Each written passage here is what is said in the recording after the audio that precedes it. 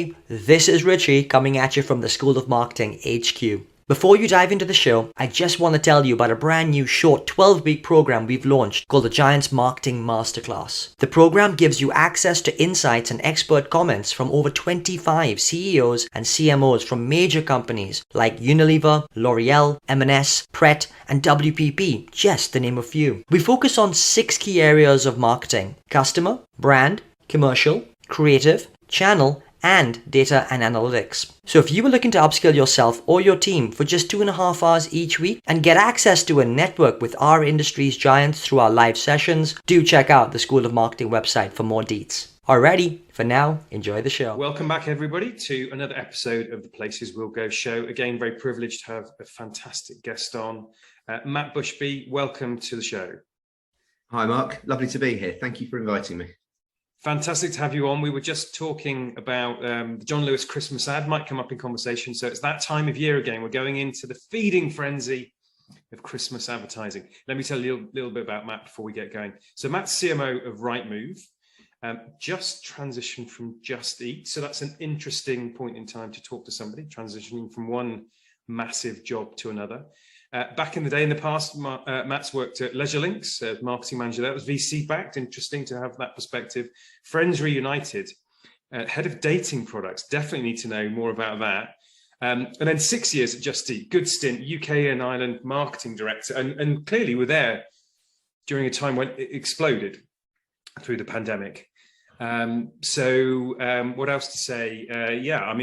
I've met Matt a couple of times in real life. Actually sort of bookending the pandemic.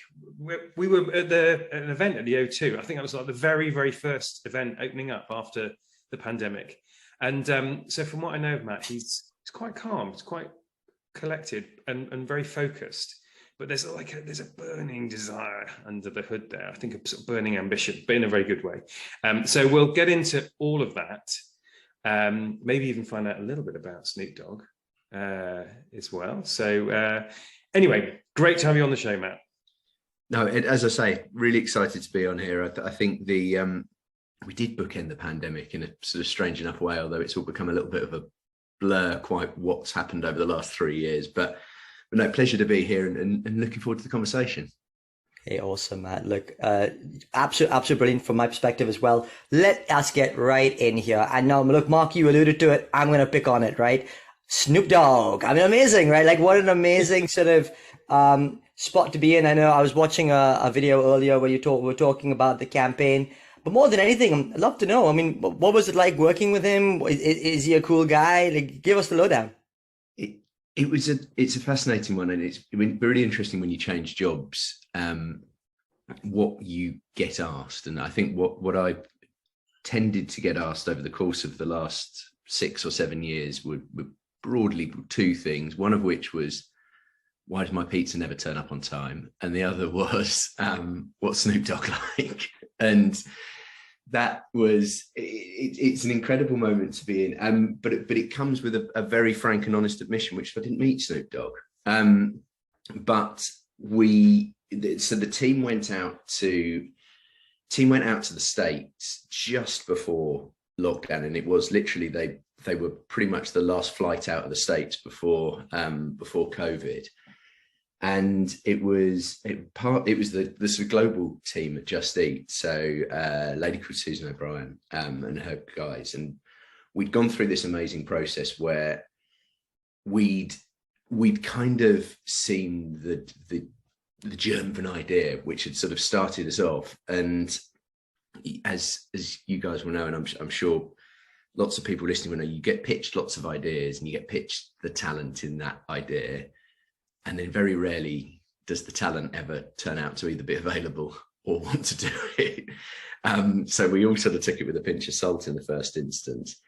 And then at one point or other, McCann, who are our creative agency, said, no, he's in and he wants to do it. And not only does he want to do it, but this is the first draft of the song that's been recorded. And again, you kind of, in those circumstances, usually there's a fairly cringy moment where somebody plays a song or you hear something for the first time, but it was pretty much the song that ended up in the ad, and it was incredible. And it's sort of the care and attention that was spent on it, and the role that it played in what we were doing became really important. Now there were lots of Snoop stories from the set, and I'm far too discreet to tell any of those. But what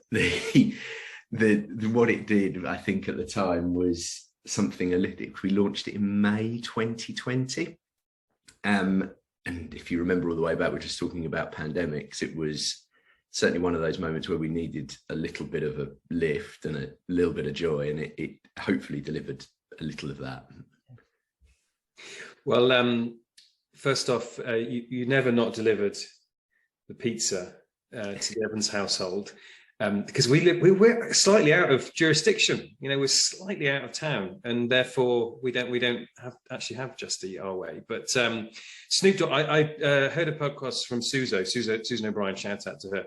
That he fully led into it and wrote a lot of the lyrics and really fully participated. And it's probably sort of a career moment, isn't it? Yeah. I mean, not least because it coincided with the pandemic. So let's go there a little bit. I mean, it was, everyone's stuck at home.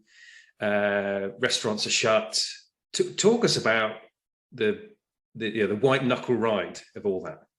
Well, I think, and I've heard a lot of people talk about this, but to start off with, it was, I guess a white knuckle ride is exactly right, because we didn't have a playbook. There was no way of sort of working this out. And I remember one of the team, I hope somewhat naively, said to me, "What did you do last time?" And I think last time was the Spanish flu. So I didn't, as grey as I am, and you might not be able to see me on the podcast, I wasn't there for the Spanish flu. So it was one of those moments, I think, we saw, probably, if we look back now, something a little unexpected. So our demand dropped off a cliff in the first instance from a Just Eat perspective. And do you remember when people were buying toilet roll and pasta en masse? It was pretty much that. They were just stocking up, and they were eating that pasta and basically hunkering down and didn't really want to make contact with anybody. So we dropped 20% overnight, and were kind of thinking, right, what are all the contingencies we need to make to do this? Then almost 2 weeks later, on a sort of sixpence, the business flipped and demand suddenly started to go up and right. To your point about closed restaurants though, Mark, this happened at the same time that half the restaurant supply in the UK closed down. So you had this big, growing, burgeoning demand without necessarily the supply to fulfill it. And that was when the role of marketing became really interesting, because actually we didn't want any more demand. We couldn't cope with any more demand. We were kind of breaking the engine by putting more demand in. So we took our money and we took our efforts and sort of turned them more into, how did we support the industry and the communities? So we did a big support package for our restaurants. We did a lot of work with charities, with children in need, with ITV, Get Britain Talking, with various different charities like Food Cycle, who were helping to feed people at the time. And that was quite a deliberate effort to say, we need to play, we're a market leader, we need to play a part in our community. And we kind of turned marketing on its head a bit there. But that evolved, and everything happened so quickly. And it was, the Snoop one was a really interesting moment, I think, because when we launched Snoop, we had the ad from the start of lockdown, right from the start of lockdown, but it was trying to work out when was our biggest challenge. So I'd love to say it was an absolutely precise data-driven exercise in how do we get this to work, but it was a meeting every Monday of going, there is some data, what's the data telling us about supply and demand, but kind of how's it feeling? Are we feeling as though now is the right moment to drop a West Coast wrapper on an inflatable burger into the market? And Boris Johnson got COVID, and the world felt pretty difficult for a while, and it was no. And then suddenly, I think end of April, start of May, we had that moment where everybody said yes, and everybody was delighted that the other one had said yes. And we got going, and we did that. And the story was a really, really exciting one. Never seen the sort of sentiment around an ad that we saw around that. And that kind of kicked off our journey into COVID. We then went through a couple of big mergers. So we joined together with a couple of other big global businesses in that time, and then spent best part of about 18 months merged with these companies with people we'd never met, and had only ever met over Zoom. So yeah, it certainly had its ups and downs, but it was, I'm not entirely sure, going back right to the start, saying we didn't know what we were doing at the start. I'm not totally sure we knew what we were doing at the end, but we got through it, and we were in a healthier place come the end, I think. What wonderful insights there, Matt, and particularly around the thought that a lot of these decisions were intuitive as opposed to, as you say, data-driven in any sort of way. And it certainly feels, and I want to kind of fast forward into what you're currently doing at the moment, because I think, you've jumped into another major role, and probably at the coalface of a sector now that is going through, let's say, interesting times, as the entire economy is as well. In fact, just reading some of the stats around house price movements of late. But what I think would be interesting is to perhaps ask you to reflect on sort of some of the lessons you learned during COVID, and perhaps think about and maybe give us some advice on how we deal with the current situation that we currently face in this environment. Yeah, I think it's a really great question, Rich, because I think a lot of what we learned during that period was sort of resilience and focus, and actually our ability to to deal with things that were not the norm. And probably fair to say over the course of the last 7 or 8 years, the norm has been quite hard to come by at various points. So I think part of it was sort of resilience in that trust that we put in each other. I think I've heard it a bit, but the idea that actually we found out a lot, and I think a lot very positively reinforced around our teams. The idea of Jacob Rees-Mogg going around and putting notes on people's desks as they weren't sitting at their desks, I think is madness, because actually I think we found that people delivered brilliantly when they were given that space and autonomy, but also when they were outside of their normal working environment. So I think we've carried that forwards, and I think we've carried that trust in people forwards, which I think has been really important.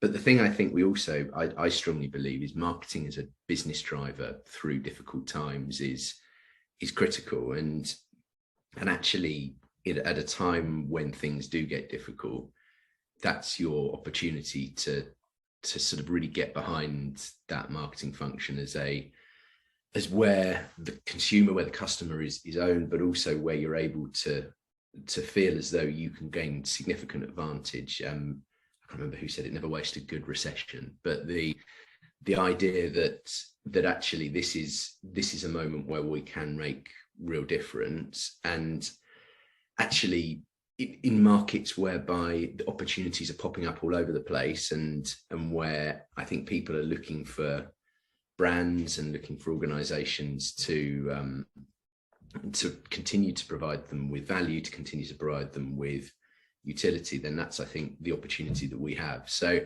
I think we took a lot of that out, and I think we, from a personal level, just a sense that there isn't a playbook, and actually this is about how do you see the situation in front of you, and how do you best deliver in that situation. Yeah, when we're talking about sort of experience as much as anything, how do you form judgment? You mentioned playbook. I'm interested. Let's talk 100 days. First 100 days. Obviously, that's a book that's sold well. Some people think that you absolutely must have one. Some people say, well, don't write a plan at the end of 100 days. Depends what your boss wants. What was your take on the first 100 days?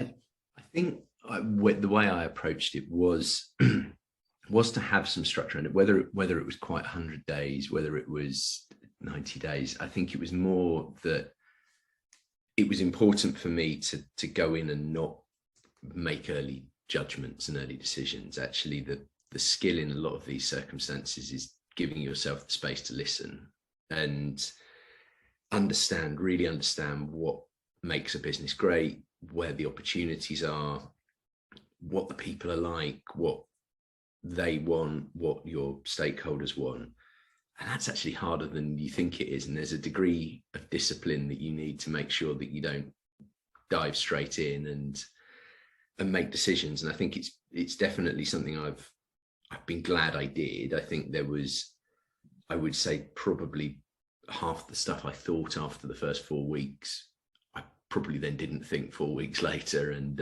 had been proven to be somewhat different. So I think that structure and having that sort of laying that out, even in a reasonably light way, I think has certainly helped me to embrace the opportunity and embrace the challenge as well. Interesting. Again, I want to pick on the term playbook because we've sort of used it a little bit at the moment, and in the context of sort of almost 7 years of uncertainty in that sense, or currently on almost, the uncertainty is the new normal and all the rest of it. Surely there are things that as marketers and we should be leaning on as the growth drivers, and perhaps some of the fundamental actions we should take when faced with an uncertainty as more a framework as opposed to an absolute. One of the key things I think you guys did tremendously well at Just Eat was the role of brand, and how Snoop Dogg was able to then extenuate your brand and build on that. And I wonder if in troubled times there are certain levers that we should be thinking about, in terms of being that growth driver. I think that's right. I think the value of brand really came through at that moment, and we were kind of on a journey anyway going into COVID, and we knew there was a need to do something with our brand. I think there'd been a huge amount of success. It was a brand that was very well recognized, but with certain key constituencies of our audience base, younger urban consumers, the brand was seen as not entirely relevant. I remember one anecdotal bit of feedback from one of the customer sessions said something like, a bit like a dad at the disco. We kind of know he's there, but we're not dancing with him. And that sort of strikes you and sort of cuts pretty deep. So I think the importance of brand, and the importance of brand in delivering not just sort of within the short-term window, but actually creating a platform for long-term growth, I think was really important. And we focused very much on that. Snoop was one articulation of that, but we did a lot to set ourselves on the right footing, and to use the various different assets that we engaged with were all set up to slightly refocus how we were perceived as a brand. And I think it was so important, because the temptation certainly on the upswing is to just go for activation, is to just go. And there were some within our sector who went for price as a differentiator, went for shorter term activation, but actually the longer term value, I believe, always comes in that investment in your brand and how you engage with your consumer base. The other thing you're blessed with, talking about sort of frameworks, is data. Tons of it, 1 million data points a day we were taking on, and data is only as valuable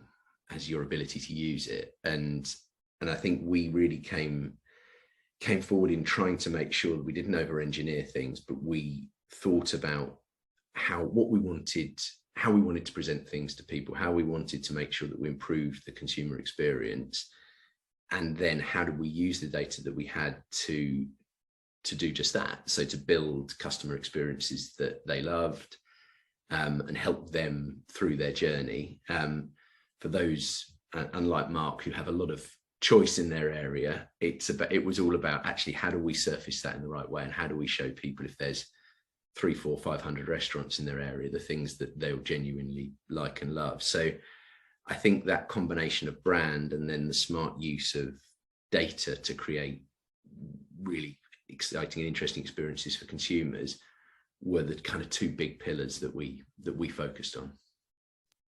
Yeah, very, very good. We'll come back to marketing shortly, but let's take a bit of a detour and understand a bit about you, Matt. So can you tell us a little bit about what growing up was like, and what some of the moments that maybe helped shape you? Yeah, growing up was great actually. I grew up in pretty much out in the countryside. You had to walk a long way to get a bus, and not much was going on. I think it's fair to say. I think sort of rural Hampshire in the 1990s, it wasn't it wasn't the sort of rock and roll of central London and central Manchester, I would argue. But it was a great opportunity to do things that help you to sort of shape yourself and to shape what you were going to be. Some of that consciously, some of that definitely unconsciously. Great parents. Dad was an engineer, mum was a teacher. Both worked incredibly hard. Both could have gave that, I guess, blueprint for actually grafting and working hard to achieve things. And I think that was really important to me. And again, I think I probably only realized that after the event rather than during the event. But played a lot of sport, sort of found, I think, the importance of leadership within that as well. So I think the idea that whether that came through sort of the more structured stuff, through team sport, through sort of driving success in that and bringing together teams, they were a lot of the things that, again, I would hate to say that these are things where I was sitting there thinking, this will shape how I work as a marketing leader in 20 years' time. But actually, you look back on some of those lessons and you look back on those moments and the behaviors that you developed during that time to help to kind of shape and they do shape how you behave now. And I think it's interesting. There's still, I go home and I went back home a few weeks ago, and my friends are plasterers and builders and all sorts of things. They have no idea what marketing is. They tell me about their cold pizza. They ask me about Snoop.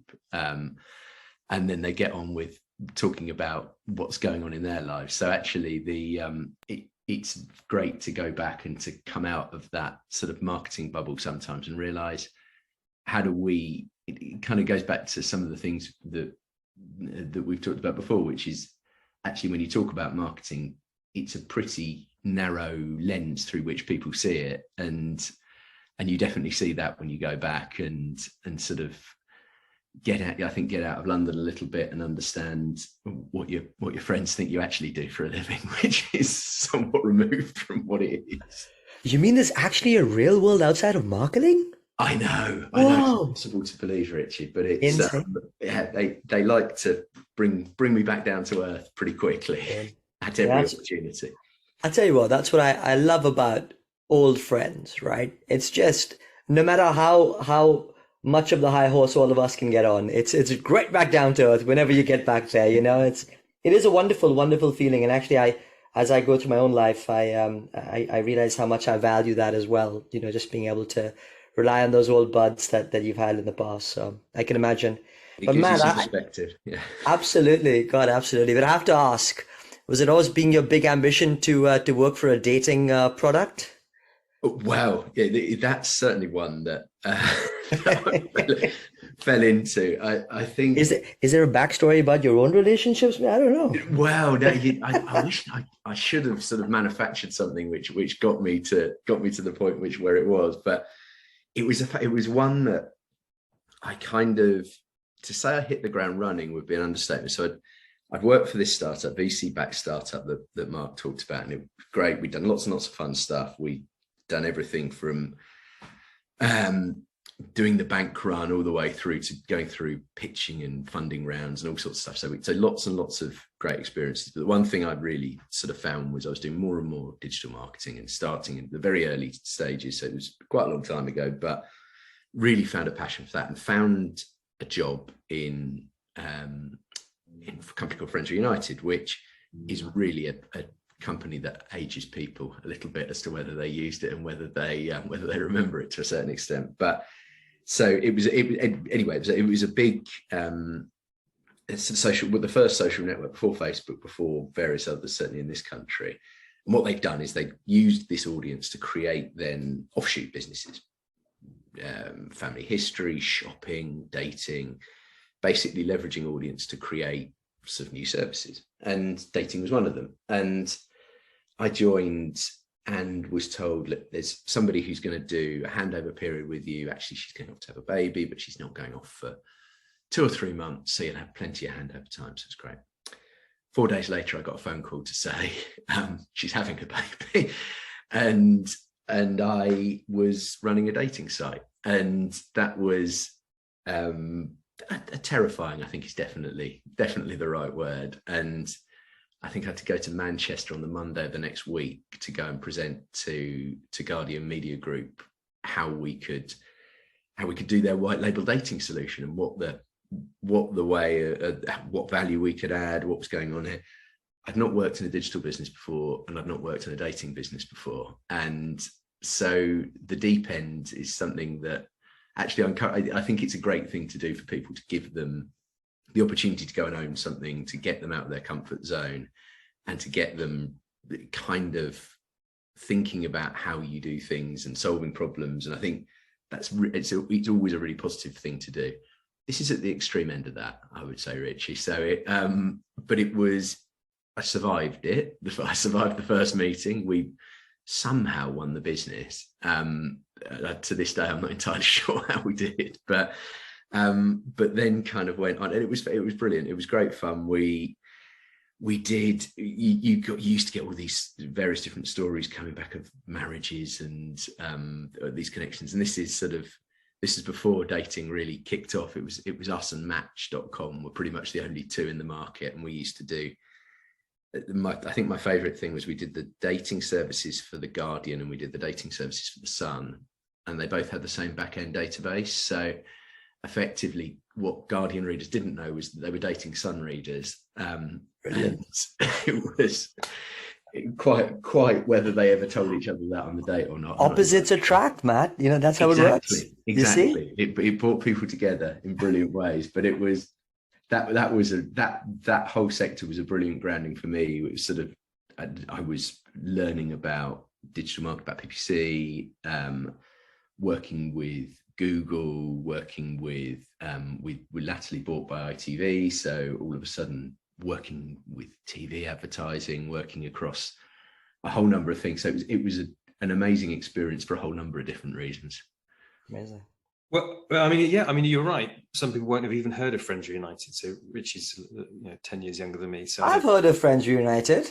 But it was the forerunner to everything we know about swiping left and swiping right. Again, Richie and I happily married, so that's not a thing for us. But it was absolutely a forerunner. Very interesting. I'm sure that 4 days was quite a thing in terms of getting ready for Guardian Media Group. And I'm going to link that to also, obviously, you've worked in a VC-backed environment, you've worked in different ownership structures. What have you learned through the years about influencing the board?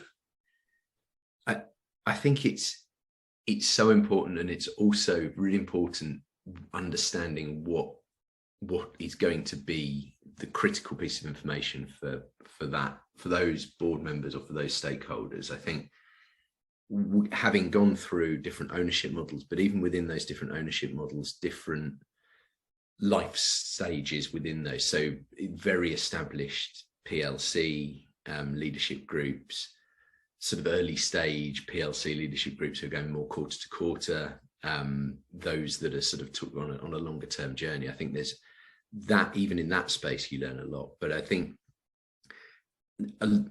increasingly, and part of the reason that moving to Rightmove appealed to me was marketing having that influence and that voice at the top table became it's reinforced to me the importance of it, because I think at its worst, marketing is perceived as the sort of the end part of the journey, the colouring in team, the advertising team, the guys who will do the planning and you tell people about it. But I think I learned from early on that we've got a huge role to play in business and in growing business and in playing a central role in how businesses think and how businesses are run. And I think it just, every single time you're able to bring to that leadership group, to that board, that insight of how our customers are behaving, how our customers are feeling, how we can then set ourselves out in such a way and build our strategy around that and around those needs and that sentiment, that became really important. And that was how I think I learned that tying back to that and tying back to that insight was what gave real validity. Coming in with a subjective, asking for a subjective view on a piece of marketing was never a particularly pleasant experience, but actually tying it to this is what we want to do, this is why we want to do it, and this is how this will fundamentally drive forward the business.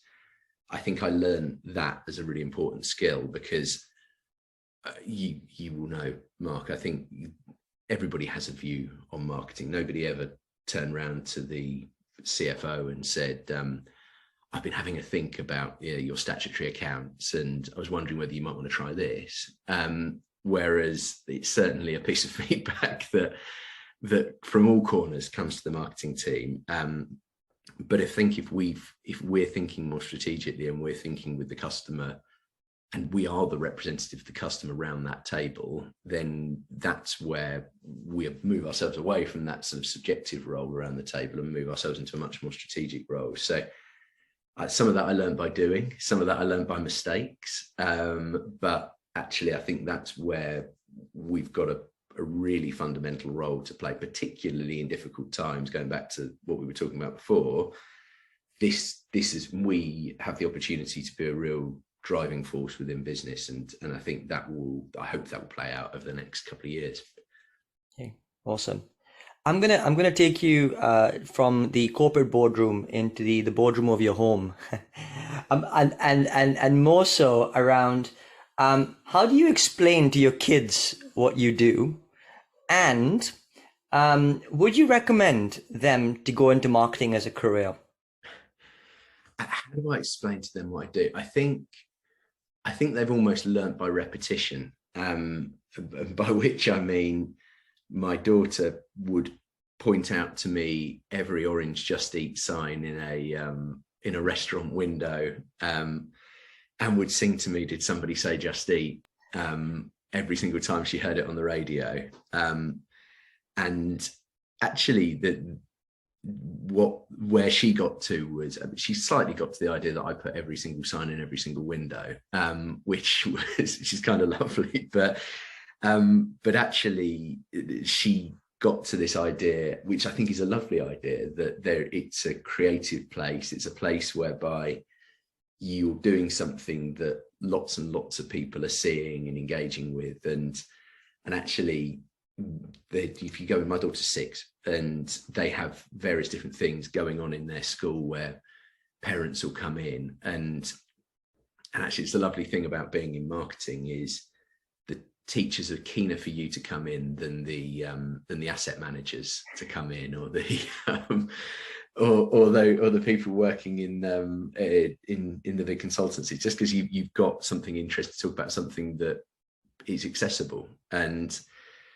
And so I think she's kind of learned to a certain extent her own version of what marketing is, and it's to her, I think it's that big platform whereby you're talking about your brand, and where you're talking about what your business is and what your business does. And it gives me a lovely platform to sort of talk to her about everything else that is involved. She doesn't really listen. You can see, you turn around in the car on the way to school, and I'm not entirely sure it's all going in. But in answer to your second question, would I encourage her to get into? I think it's something that I didn't sort of at 6 years old, at 10 years old, at 16 years old think I really, really want to be in marketing. I think I had a rough idea when I was trying to work out what I was going to do at university. I think I thought I wanted to do business, and then I started to go through the various different prospectuses. And I realized that the bit of every prospectus for a business studies course that I liked was the marketing bit.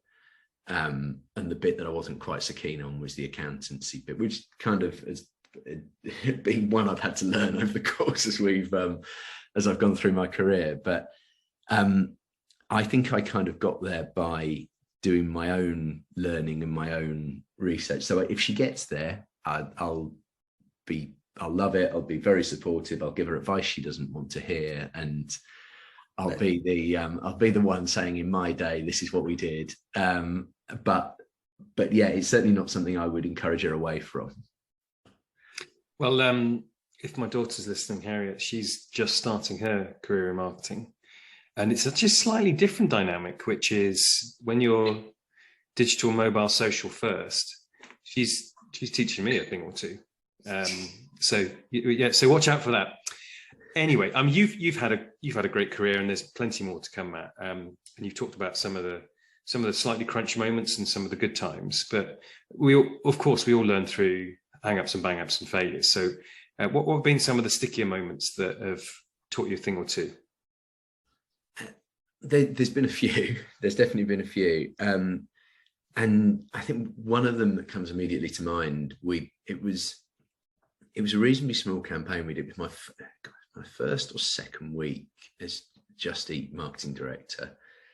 And it was Women's World Cup. And it was a little campaign that we'd done, which this sort of ages it a little bit, but if you remember the octopus that was choosing the various scores for various different games, it was a sort of a bit of a gimmick that one of the newspapers did, and we did a sort of a small version of that where a cat was going and doing these things. But it was all very lightweight and it was all kind of fun, but it was the first thing I was doing coming into the new role, and I was super focused on what's happening in this bit, what's happening here, little parts of the edit. Well, where are we?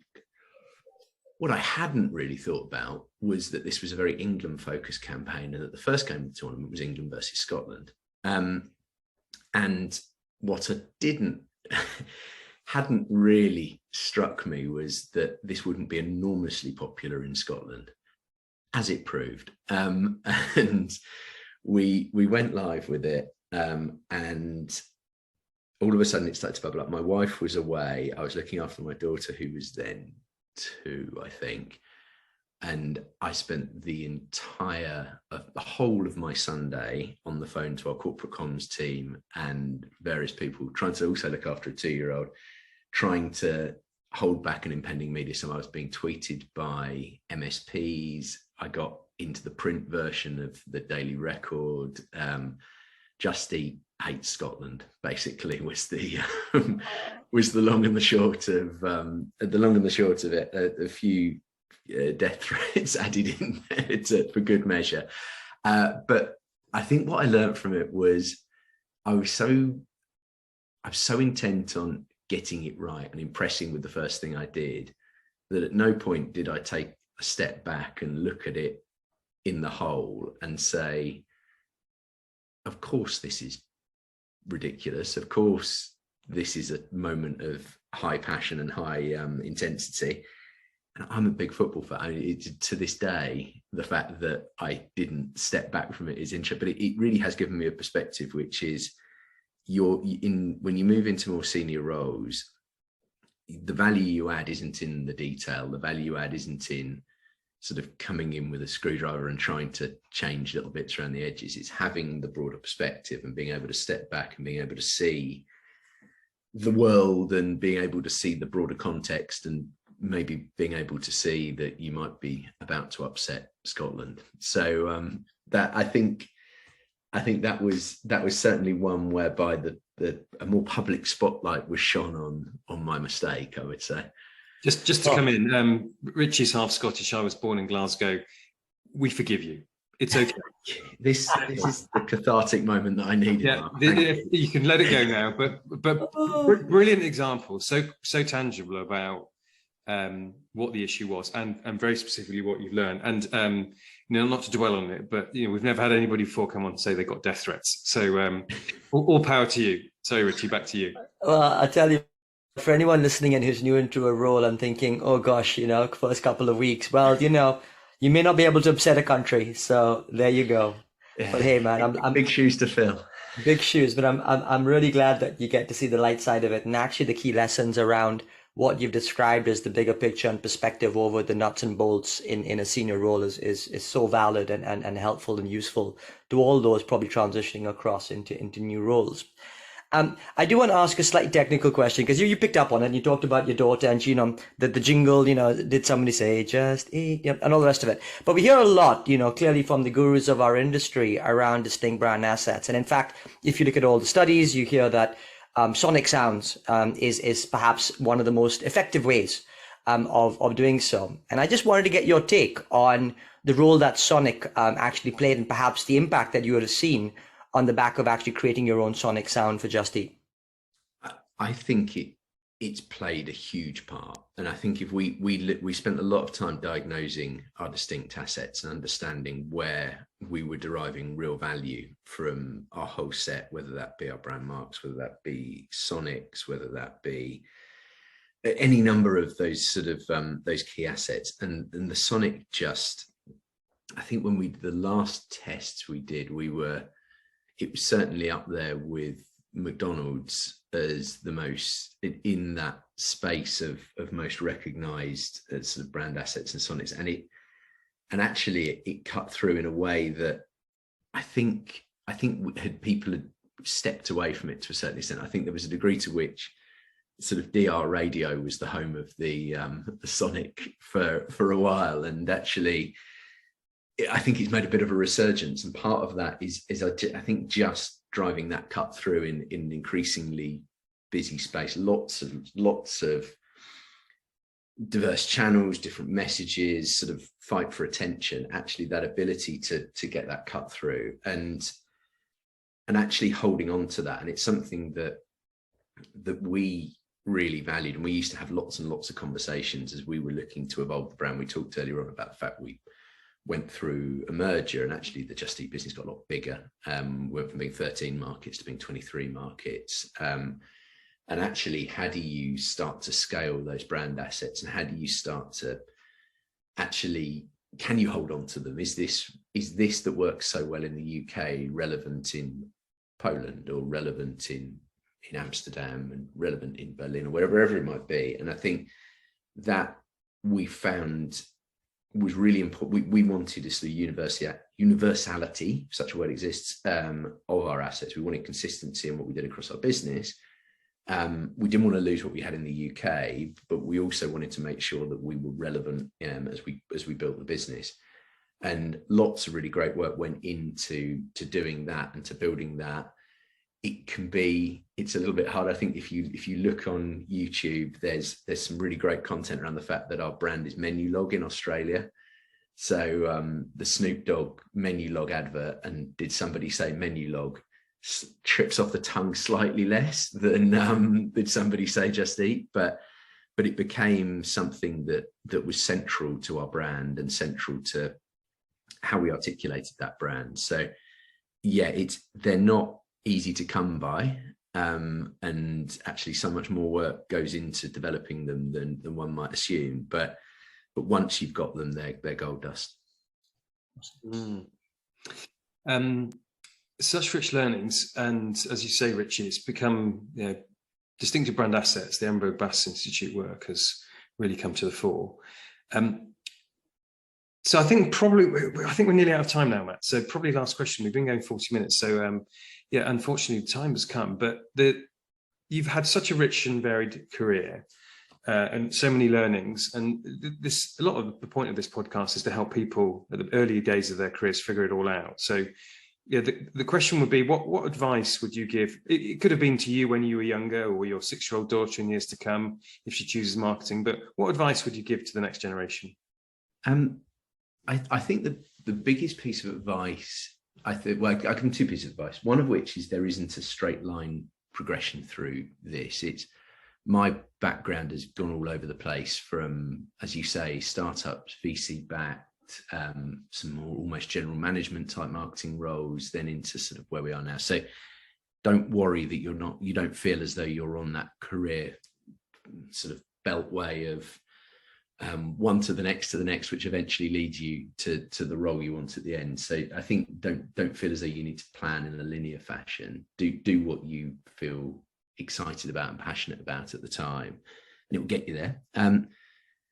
I think the biggest thing I was ever told, and it always felt quite trite to me, was be yourself. And that and I always sort of thought, well, yeah, it's fine to say, but actually, in reality, you've got to be the person that inhibits that role, and you've got to be the person that's there and is doing that job, and that person's very different from the person who's over there.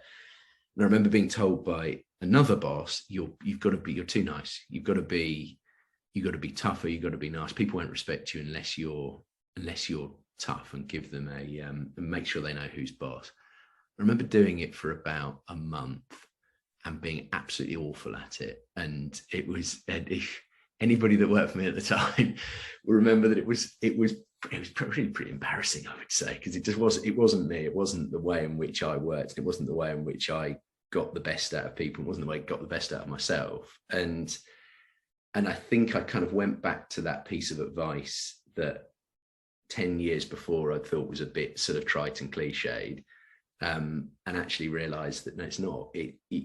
You are going to do the very best job you can by being true to the personality you are. You've got to learn, you've got to build on your knowledge, you've got to build on your approach, and you've got to make sure that you build that toolkit that's going to help you to be successful. But the heart of it's got to be you being your true self. And I think hopefully that's something that gives you the best chance of being successftle. Very good. Yeah, what a wonderful way to finish on, really. And it shines through, quite frankly, that ability to just to be you. But actually what you bring then is that combination of true expertise into the industry. And so you're absolutely a shining light in our industry, and I really want to thank you for your time today. It's been a wonderful journey, a meandering one, but full of insight, I think, is my sum of it. And it just goes to show that actually when you're in role, that technical marketing expertise really shines through, but combined with a humility and sense of compassion for team and being a great leader. So thank you for your time, Matt. I will pass over to Mark for some of your finishing reflections. Yeah, good job, Richie. Thanks, Matt. Yeah, I mean, it's been really interesting. The Snoop Dogg, I mean, finding out a little bit about that and bringing that to life, and also the Scotland campaign. So, you've had some interesting stuff go on, and being in the social media world before the social media world was a thing with Friends United. So you've had a rich and varied career. You've worked in different industries and types of businesses. But at the same time, you've demonstrated that grafting is a thing. I'd have loved to hear more about what you learned from leadership in sport. Obviously, football is one of your sports, but clearly there's some foundations and through your upbringing that has led to your success. Very interested to hear about the ways you've had to influence the board. That's such an important dynamic for any aspiring marketer. And then perhaps my big takeout actually is when we talked about the pandemic, and I hadn't really appreciated the nuances, that it wasn't all that straightforward, because everyone thinks, amazing, massive growth, but there were ups and downs. And very specifically, you talked about the role of judgment and instinct, and that came through again in the Scotland example. Your big learning around stepping back and giving perspective. So I think perhaps the slightly unfortunate takeout for some people is that there's no substitute for experience and learning through failure to develop that instinct and that judgment, because for all the playbooks in the world, it never quite goes to plan. So for those insights, Matt, I'd love to say thank you on behalf of everybody that's listening in.